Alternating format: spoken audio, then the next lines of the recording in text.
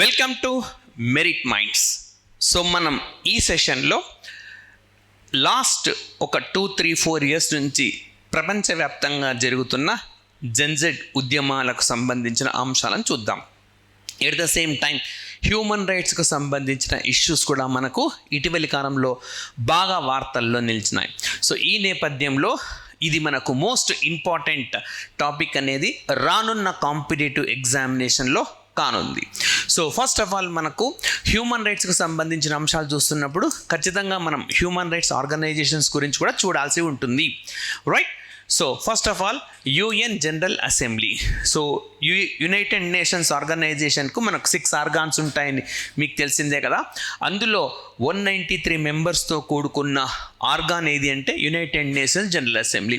So మరి ఇప్పుడు ఏంటంటే హ్యూమన్ రైట్స్ చీఫ్ అంటే మానవ హక్కుల వ్యవస్థకు చీఫ్గా, హెడ్గా వోల్కర్ టర్క్ మరొక 4 సంవత్సరాల పాటు ఆయన పదవీ కాలాన్ని పొడిగిస్తూ నిర్ణయం తీసుకున్నారు. ఓకే, చాలా చాలా ఇంపార్టెంట్. సో ఇది ఎందుకు చెప్తున్నానంటే చాలామంది aspirants United nations human rights commission అని అనుకునే అవకాశం ఉన్నది. సో మనకు United nations human rights commission, so ఇది వేరే ఆర్గనైజేషన్. ఇప్పుడు నేను చెప్తుంది మరొక ఆర్గనైజేషన్ అన్నమాట. రెండింటిని కన్ఫ్యూజ్ కావద్దు. సో అది వేరే వ్యవస్థ, ఇది వేరే వ్యవస్థ.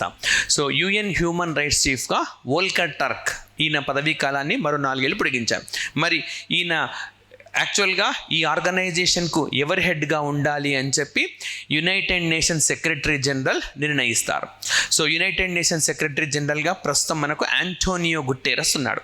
సో ఆయన నిర్ణయించిన వ్యక్తి పైన జనరల్ అసెంబ్లీలో ఓటింగ్ జరుగుతుంది. సో మెజారిటీ దేశాలు సమర్థిస్తే ఆ వ్యక్తి కొనసాగుతారు, లేదంటే యునైటెడ్ నేషన్స్ సెక్రటరీ జనరల్ మరొక వ్యక్తి పేరును ప్రతిపాదించాల్సి ఉంటుంది. సో ఇప్పుడు ఈయనకు ఆమోదం అనేది లభించింది, రైట్? సో మరి అసలు United nations human rights commission ఏంటి, ఇదేంటి? సో ఇటీవలి కాలంలో మనకు వార్తల్లో ఉన్న జెన్జెడ్ ఉద్యమాలు ఏంటి, హ్యూమన్ రైట్స్ ఏంటి, అన్నీ కూడా మనం చూద్దాము. సో ఇది మనకు office of the United nations high commissioner for human rights అన్నమాట. సో అది వేరే, United nations human rights commission వేరు, ఇది వేరు, right? So united nations high commissioner for human rights. So ఈ వ్యవస్థను మనకు 1993 డిసెంబర్ 20వ తేదీన ఎస్టాబ్లిష్ చేశారు. 1993 20 December. Okay, so office of the United nations high commissioner for human rights అనేది మనకు యుఎన్ సెక్రటరియట్ అంటే యుఎన్ సచివాలయానికి సంబంధించిన ఒక పరిపాలనా కార్యాలయం, అడ్మినిస్ట్రేటివ్ ఆఫీస్ అన్నమాట. సో ఇక్కడ చూడండి మనకు, సో ఈ ఆర్గనైజేషన్ను మనకు పర్టికులర్గా రైట్ OHCR అంటారు. OHCR అంటే office of the United nations high commissioner for human rights. So ఇది మనకి ఎప్పుడు ఏర్పాటైంది? 1993లో ఏర్పాటైంది.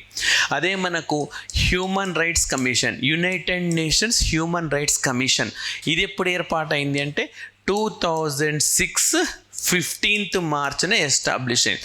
అది వేరే వ్యవస్థ, ఇది వేరే వ్యవస్థ. సో ఇదేమో 2006 15th మార్చ్, ఇదేమో December 20th 1993. సో ఇక్కడ ఆస్పిరెంట్స్కి 2 లింక్డ్ ఇష్యూస్ చెప్తున్నాను, బాగా ఇంపార్టెంట్. చూడండి, మనకు office of united nations high commissioner for human rights 1993లో ఏర్పాటైంది కదా. ఇదే 1993 అక్టోబర్ 12వ తేదీన, అక్టోబర్ 12th నాడు మనకు national human rights commission establish అయింది, జాతీయ మానవ హక్కుల కమిషన్ భారతదేశంలో. సో భారతదేశంలో national human rights commission 1993 October 12.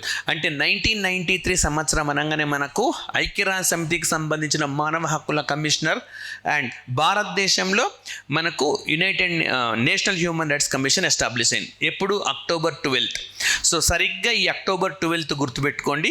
ఈ అక్టోబర్ 12 2005, మళ్ళీ అక్టోబర్ 12 2005 మనకు RTI, right to information act. So ఇది అమల్లోకి వచ్చింది. So right to information act, మనకు సమాచార హక్కు చట్టం. సో అక్టోబర్ 12 అనగానే మనకి ఏం గుర్తుకు రావాలా? 2004 మనకు 5లో right to information act and 1993లో నేషనల్ హ్యూమన్ రైట్స్ కమిషన్. అదే సంవత్సరం మనకు office of united nations high commissioner for human rights. ఇన్ని వ్యవస్థల్ని మీరు గుర్తు తెచ్చుకోవాలి. అండ్ అంతేకాదు ఆర్టీఐ మనకు ఇంప్లిమెంట్ చేసేది చీఫ్ ఇన్ఫర్మేషన్ కమిషనర్. ఇటీవలి కాలంలో ఒక కీలకమైన జడ్జిమెంట్ ఇచ్చారు. ఏంటి అది అని అంటే బీసీసీఐ అంటే board of cricket control in India. So BCCI అనేది board of cricket control in India అనేది మనకు రైట్ ఈ ఆర్టీఐ పరిధిలోకి రాదు అని జడ్జిమెంట్ ఇచ్చినారు. రైట్. నెక్స్ట్ ఇదే 1993లో మనకు లైక్ 73rd అమెండ్మెంట్ యాక్ట్ అమల్లోకి వచ్చింది ఏప్రిల్ 24వ తేదీన. సో ఏప్రిల్ 24వ తేదీన మనకు పంచాయత్ రాజ్ డే అని నిర్వహిస్తాం కదా. సో అది అమల్లోకి వచ్చింది. మరి ఇక్కడ United nations human rights commission Geneva కేంద్రంగా పనిచేస్తూ ఉంటుంది. ఇది 2006లో మనకు మార్చ్ 15న ఎస్టాబ్లిష్ అయింది. ఈ మార్చ్ 15ని మనము లైక్ ఇంటర్నేషనల్ కన్జ్యూమర్ డే, అంతర్జాతీయ వినియోగదారుల రోజుగా నిర్వహిస్తాం. International consumer day. సో మరి నేషనల్ కన్జ్యూమర్ డే డిసెంబర్ 24వ తేదీన నిర్వహిస్తాం. అదేవిధంగా ఇదే 15th మార్చిని ఇస్లామోఫోబియా డే అని కూడా నిర్వహిస్తాం. సో ఇది కూడా హక్కులకు సంబంధించింది. రైట్. సో ఇన్ని అంశాలు మనకు హక్కులకు సంబంధించి గుర్తుపెట్టుకోవాల్సి ఉంటుంది. రైట్. అండ్ నెక్స్ట్ మరి హ్యూమన్ రైట్స్ ఆఫీస్. సో మరి ఇదే హ్యూమన్ రైట్స్ ఆఫీస్ మనకు నిన్న వార్తల్లోకి వచ్చింది. పాకిస్తాన్ దేశానికి సంబంధించి కీలక వ్యాఖ్యలు చేసిందనమాట.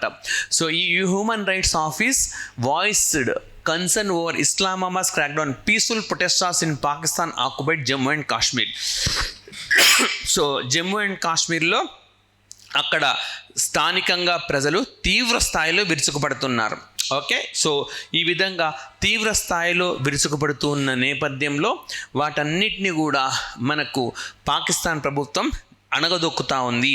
సో దాదాపుగా 40 మంది తీవ్ర స్థాయిలో గాయపడ్డారు. సో ఇది ఎంత మాత్రం సబబు కాదు అని చెప్పి మనకు ఈ UN human rights office concern వ్యక్తం చేసింది. సో ఇంపార్టెంట్ అన్నమాట. సో భారతదేశంలో కూడా ఇటీవలి కాలంలో జరిగిన జెన్జెడ్కి సంబంధించిన నీట్ పేపర్ లీకేజ్ ఉద్యమంలో సుప్రీంకోర్టు ఇలాంటి అంశాన్ని వ్యక్తం చేసింది. అయితే మానవ హక్కుల కార్యాలయం దాకా మనది వెళ్ళలేదు. అయితే ఈ మానవ హక్కుల ఇంకొకటి అన్నమాట, United nations human rights council చెప్పినాను కదా, 2006 మార్చ్ 15th నాడు మనకి ఎస్టాబ్లిష్ అయిన వ్యవస్థ. సో ఈ ఆర్గనైజేషన్లో ఇండియా రీసెంట్గా పాకిస్తాన్ గురించి మాట్లాడింది. పాకిస్తాన్ దేశాన్ని ఫ్రాంకెన్స్టైన్ స్టేట్ అని చెప్పింది. ఓకే, ఫ్రాంకెన్స్టైన్ స్టేట్ అని వ్యాఖ్యానించింది.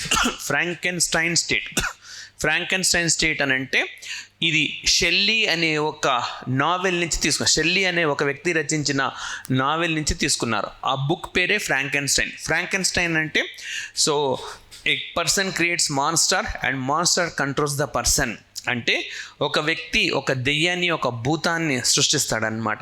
చివరికి ఆ దెయ్యం, ఆ భూతమే అతన్ని కంట్రోల్ చేస్తూ ఉంది. లైక్ మీరు రోబో సినిమాలు చూస్తుంటారు, మనిషి రోబోని క్రియేట్ చేస్తే రోబో స్టార్ట్స్ కంట్రోలింగ్.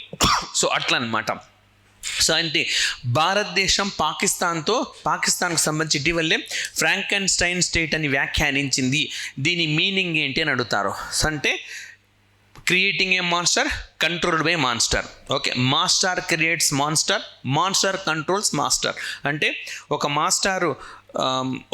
మాస్టర్ అంటే సారన్ కాదు, ఒక శాస్త్రవేత్త. ఒక మాస్టర్ క్రియేట్స్ మాన్స్టర్, దెయ్యాన్ని క్రియేట్ చేస్తారు.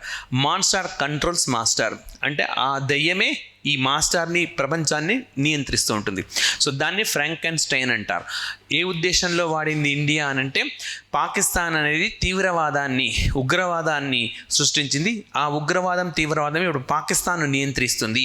అంటే ఉగ్రవాదాన్ని, తీవ్రవాదాన్ని మాన్స్టర్ అంటారు, పాకిస్తాన్ని మాస్టర్ అన్నమాట. సో ఇటీవలే ఏ దేశానికి సంబంధించి భారత్ ఫ్రాంకెన్స్టైన్ అనే వ్యాఖ్యాన్ని ప్రయోగించిందని, ఫ్రాంకెన్స్టైన్ స్టేట్ అంటే ఏంటని ఎక్కడి నుంచి స్వీకరించారు, అట్లా క్వశ్చన్స్ రావచ్చు.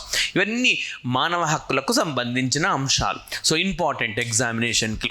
మరి ప్రపంచవ్యాప్తంగా జెన్జెడ్ విప్లవాలు సో ఇటీవలి కాలంలో పెద్ద ఎత్తున జరిగినాయి.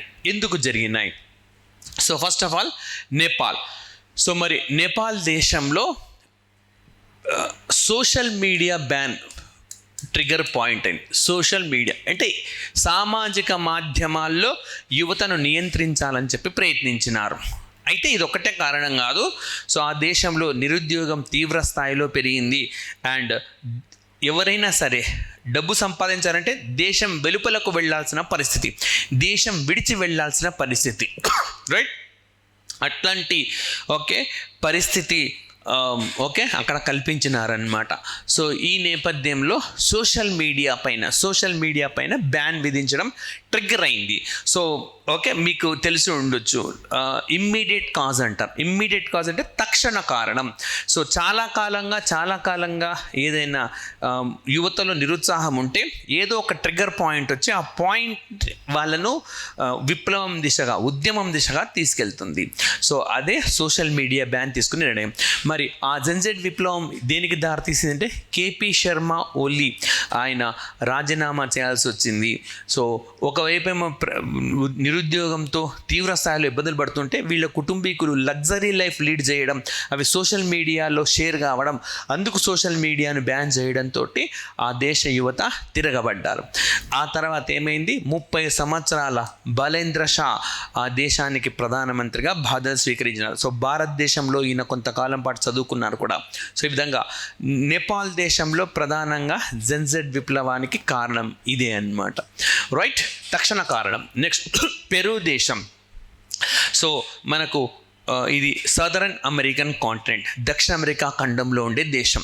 ఆ దేశం president Dina Boluarte and congress due to rising crime led her ousting in October 2025. సో నిజానికి ఆ దేశంలో సివిల్ సర్వెంట్, అనేక పదవులు నిర్వహించినారు. అండ్ 2022 నుంచి ఆమె ఏదో ఒక పదవిలో వస్తూ ఉన్నారు. కాకపోతే సో పెద్ద ఎత్తున నేరాలు జరుగుతూ ఉండడము, సో ల్యాండ్ ఆర్డర్ దెబ్బతినడము, ఇట్లాంటివన్నీ తెరపైకి రావడంతో తీవ్ర స్థాయిలో అక్కడ వ్యతిరేకత వ్యక్తమైంది. సో దాదాపుగా 80 ఇయర్స్ దాటి ఉన్న మ్యారియా బల్కజార్ ఆయన తాత్కాలిక అధ్యక్షుడిగా బాధ్యతలు స్వీకరించినారు. అండ్ మోర్ ఓవర్ ఆ దేశంలో చాలా కాలంగా పొలిటికల్ ఇన్స్టెబిలిటీ ఉన్నది. సో రాజకీయ అస్థిరత్వం అనేది ఉంది. ఆ రాజకీయ అస్థిరత్వం కూడా ఇది పెద్ద ఎత్తున పోరాటానికి దారితీసింది అని చెప్పొచ్చు. సో ఈ విధంగా పెరు దేశంలో ఏమని అడగొచ్చు, ఇటీవలి కాలంలో జెన్జెడ్ విప్లవాలు కింది వానిలో ఏ దేశంలో సంభవించింది, ఏ దేశంలో సంభవించలేదు అని చెప్పి అడిగే అవకాశం ఉంది. సో అదేవిధంగా మరి మన దేశం కంటెక్స్ట్ కూడా మీరు చూడాల్సి ఉంటుంది. సో మన దేశంలో విధానాలకు వ్యతిరేకంగా, కమ్యూనిస్టు భావజాలం అనుకూలంగా, అవినీతికి వ్యతిరేకంగా వేరువేరు సమయాల్లో వేరువేరు స్థాయిలో ఉద్యమాలు అనేవి జరిగినాయి. సో మరి ప్రపంచాన్ని మనం చూస్తే నెక్స్ట్ బంగ్లాదేశ్. సో ఈ బంగ్లాదేశ్ దేశంలో కూడా పెద్ద ఎత్తున మనకు జెన్జెడ్ విప్లవం అనేది సంభవించింది, రైట్? భారతదేశంతో సరిహద్దు దేశం, లైక్ నేపాల్ ఏ విధంగా భారత్తో సరిహద్దును కలిగి ఉన్నదో బంగ్లాదేశ్ కూడా భారతదేశంతో సరిహద్దును కలిగి ఉంది. సో ఈ దేశంలో కూడా పెద్ద ఎత్తున ఈ జెన్జెడ్ విప్లవం అనేది రావడం అధికార మార్పిడికి కూడా దారితీసింది. సో మరి ఇది మెయిన్గా ఏంటంటే రిజర్వేషన్స్ అన్నమాట. రిజర్వేషన్స్. సో ఏంటి అని అంటే బంగ్లాదేశ్ ఏర్పాటులో కీలక పాత్ర పోషించిన నాటి వాళ్లకు ఇంకా రిజర్వేషన్స్ ఇవ్వాలా అన్న పాయింట్ పైన అక్కడ పెద్ద ఎత్తున తిరుగుబాటు అనేది జరిగింది. సో స్టూడెంట్ లెడ్ ప్రొటెస్ట్ అప్పటి prime minister Sheikh Hasina, so ఆమె దేశం విడిచి వెళ్ళాల్సిన పరిస్థితి వచ్చిందనమాట 2024 ఆగస్టులో. ఆ తర్వాత తాత్కాలికంగా మహమ్మద్ యూనస్ తాత్కాలికంగా బాధ్యతలను స్వీకరించినారు, right? And next Tarique Rahman prime minister అయినారు. సో మరి ఎవరి మహమ్మద్ యూనస్ అనంటే నోబెల్ లారెట్ అన్నమాట, నోబెల్ బహుమతి గ్రహీత.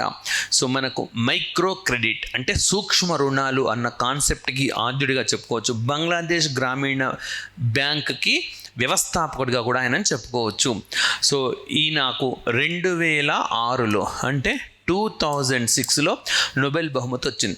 సో మన డిస్కషన్ స్టార్ట్ చేసిన తర్వాత 2006 అనేది రావడం ఇది రెండవసారి. సో మొట్టమొదలు ఏం చెప్పినాను, 2006 మార్చ్ 15 నాడు మనకు United nations human rights council, ఐక్యరాజ్య సమితి మానవ హక్కుల మండలి ఏర్పాటైందన్న సంగతి మీకు తెలిసింది, రైట్. సో ఇవి మనకు Nobel laureate Muhammad Yunus, okay, ఇది బంగ్లాదేశ్లో వచ్చిన విప్లవం అన్నమాట. సో అయితే ఆ దేశం న్యాయ వ్యవస్థ మనకు షేక్ హసీనాకు వ్యతిరేకంగా జడ్జిమెంట్ ఇచ్చింది.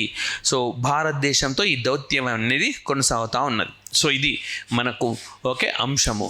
అండ్ మనకి బంగ్లాదేశ్ ప్రధాని షేక్ హసీనా కుమార్తె వరల్డ్ హెల్త్ ఆర్గనైజేషన్ సంబంధించి సౌత్ ఈస్ట్ ఏషియాకు చీఫ్గా వ్యవహరిస్తూ ఉన్నారు, రైట్. నెక్స్ట్ శ్రీలంక దేశం. సో మరి శ్రీలంక దేశంలో కూడా పెద్ద ఎత్తున విప్లవం అనేది వచ్చింది. బట్ ఇది 2022లో స్టార్టింగ్ ఇక్కడే అయింది మనకు. లైక్ అరగాలయ అనే పేరు. అరగాలయ అంటే స్ట్రగుల్ అనమాట, పోరాటం. సో అప్పటి ప్రెసిడెంట్ గోటాబయ్య రాజపక్స సో ఇతని ఓకే ప్రభుత్వాన్ని కూలదోసినారు. ఈ విప్లవకారులు ఎవరైతే ఉంటారో వాళ్ళందరూ కూడా ఈ ప్రభుత్వాన్ని కూలదోసి పెద్ద ఎత్తున ప్రభుత్వానికి వ్యతిరేకంగా ఇనిషియేటివ్స్ తీసుకున్నారు, రైట్. ఆ దేశంలో కూడా విపరీతమైన ఇన్ఫ్లేషన్ అనేది పెరిగింది, ద్రవ్యోల్బణం పెరగడము అండ్ ఓకే పెద్ద ఎత్తున ఈ రైట్ రాయితీలు అన్నమాట. పెద్ద ఎత్తున దేశంలో ఈ సబ్సిడీస్ ఇవ్వడం మూలంగా ఆర్థిక వ్యవస్థ కుప్పకూలింది. సో ఆర్థిక వ్యవస్థ కుప్పకూలడం విపరీతమైన ఇన్ఫ్లేషన్కి దారితీసింది. ఒకానొక సమయంలో 1 ప్లేట్ ఇడ్లీ అంటే ఒక 2 ఇడ్లీలు దాదాపుగా 3,000 రూపాయలకు వెళ్ళింది. సో ఒకానొక టైంలో మరి okay all of sudden organic ఫార్మింగ్కి వెళ్ళడం, సేంద్రీయ వ్యవసాయం చేయడం, ఆల్ ఆఫ్ సడన్ పెద్ద ఎత్తున సబ్సిడీస్ ఇవ్వడం, ఆర్గానిక్ ఫార్మింగ్ చేయడం తప్పనిసరి చేయడంతో ఒకవైపు నుంచి సరఫరా లేకపోవడం, దానికి సంబంధించిన ఏవైతే మనకు ఇన్ఫ్రాస్ట్రక్చర్ ఉంటుందో అవి సరఫరా చేయకపోవడం. సో దీంతో ఆ దేశంలో కూడా యువత తిరుగుబాటు చేసింది, రైట్. సో ఇవి మనకు ఇటీవలి కాలంలో సంభవించిన జంజెడ్ ఉద్యమాలు. సో భారతదేశంలో అయితే నీట్ క్వశ్చన్ పేపర్ లీక్కు సంబంధించి పెద్ద ఎత్తున కాక్రోచ్ జనతా పార్టీ అని చెప్పి ఆ పార్టీ ఈ విప్లవానికి శ్రీకారం చుట్టింది. సో వాళ్ళ ప్రధాన డిమాండ్ అయిన విద్యాశాఖ మంత్రి రాజీనామా అది జరిగిపోయింది. సో ఇవి ఈరోజు మనకు సంబంధించిన అంశం. మరొక అంశంతో నెక్స్ట్ సెషన్లో కలుద్దాం. Thank you very much.